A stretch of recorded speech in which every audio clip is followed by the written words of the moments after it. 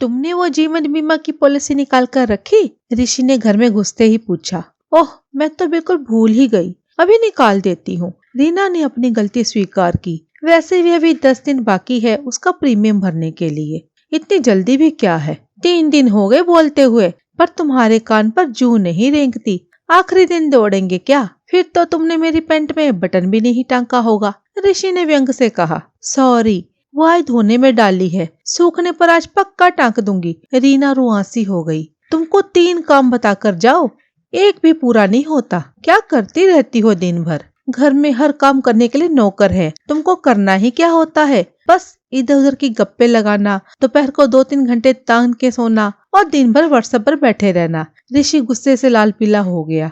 आप शांति से बैठो, पानी तो पी लो, अभी घर में घुसे ही हो। रीना ने पानी का गिलास देते हुए कहा। क्या शांति से बैठूं? एक तो ऑफिस में दिन भर मगजपच्ची करके आओ और घर में देखो तो एक भी काम ढंग का नहीं होता। 2 दिन ऑफिस जाना पड़े तो पता चले कि कितना काम करना पड़ता है।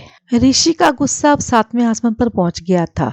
रीना के घर आए दिन इसी बात को लेकर झगड़ा होता था। सुबह 5 बजे से उसका दिन शुरू होता था तो रात में 11 बजे थक के चूर होकर बिस्तर पर गिरती थी। फिर भी यह रोज के ताने, घर के अलावा बाहर के सभी काम उसे ही करने पड़ते थे। सुबह सभी के चाय नाश्ते टिफिन से उसकी शुरुआत होती थी। फिर सास ससुर को समय पर दवाइयाँ देना, उनका परहेज वाला अलग खाना बनाना, दूध सब्जी राशन सब सामान बाजार से लेकर आना, पलक को स्कूल से लाना ले जाना, उसका होमवर्क, उसके आए दिन मिलने वाले नए नए प्रोजेक्ट करवाना, म्यूजिक डांस ड्राइंग की क्लास लाना ले जाना, बैंकों के काम आदि।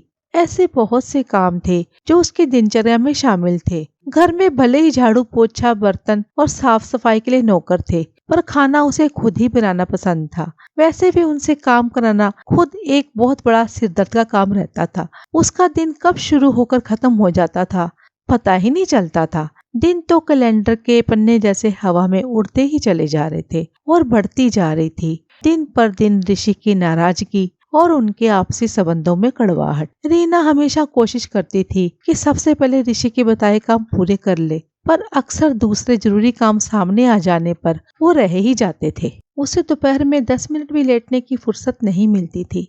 पलक को वो खुद ही पढ़ाती थी और जरूरी काम हो तो ही फोन हाथ में आता था। पहले तो वो ऋषि को अपनी सफाई देने की कोशिश करती थी, पर फिर धीरे धीरे उसे समझ में आ गया कि कोई फायदा नहीं है। शायद सभी गृहिणियों को यही सुनना पड़ता है।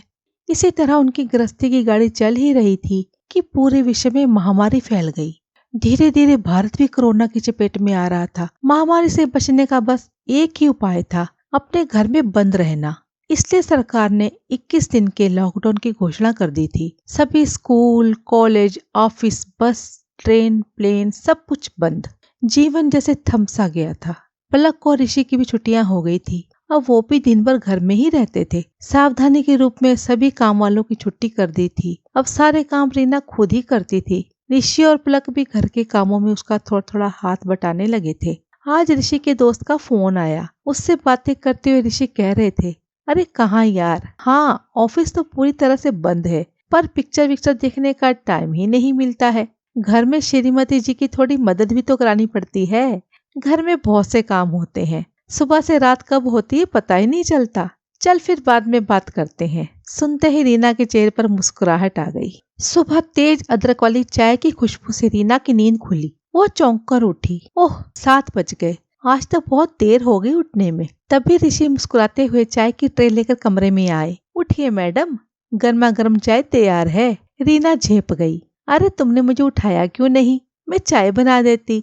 मम्मी जी पापा जी की दवाई का भी टाइम हो गया, मैंने दे दी है उन्हें। और चाय तो रोज तुम ही बनाती हो ना। मैं तो 8 बजे उठता हूँ, आज से मुझे भी सेवा का मौका दो। और दोनों खिलखिलाकर हंस पड़े। इस लॉकडाउन से उनके आपसी संबंधों में बढ़ने वाली कड़वाहट का भी आज हमेशा के लिए लॉकडाउन हो गया। तो दोस्तों, लॉकडाउन बहुत सी मुश्किलें लेकर तो आया, पर बहुत से टूटे रिश्ते जोड़ भी गया। तो दोस्तों, कैसी लगी मेरी ये कहानी मुझे कमेंट सेक्शन में जरूर बताइए और मेरे चैनल को सब्सक्राइब कीजिए। मिलती हूँ एक नई कहानी के साथ।